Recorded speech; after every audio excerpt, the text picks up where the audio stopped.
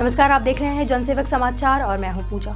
भारत चीन सीमा गतिरोध के बीच विदेश मंत्री एस जयशंकर ने कहा है कि भारत और चीन के बीच संबंध तनाव में है। ऐसे में संबंधों में सामान्य स्थिति बहाल करने के लिए दोनों देशों के बीच हुए समझौतों को समग्रता के साथ निष्ठापूर्वक सम्मान किया जाना चाहिए।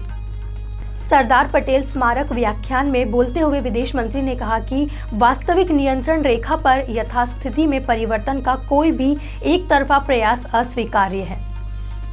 जयशंकर ने सीमा पर से आतंकवाद का भी जिक्र किया और कहा कि भारत को इसका मुकाबला करने के लिए एकजुट होना होगा। विदेश मंत्री ने कहा कि सीमावर्ती क्षेत्रों में शांतिपूर्ण माहौल ने भारत और चीन के बीच अन्य क्षेत्रों में समन्वय के विस्तार के लिए आधार उपलब्ध कराया, लेकिन महामारी के सामने आने के बीच संबंध तनावपूर्ण हो गए हैं। जयशंकर ने कहा कि 3 दशकों तक संबंध स्थिर रहे क्योंकि दोनों देशों ने नई परिस्थितियों और विरासत में मिली चुनौतियों का समाधान किया।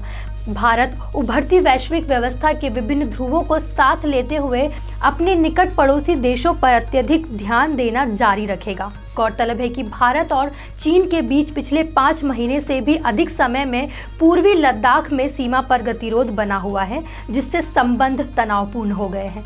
दोनों पक्षों के बीच राजनयिक और सैन्य स्तर पर कई दौर की वार्ता हो चुकी है, लेकिन गतिरोध समाप्त नहीं हो सका है।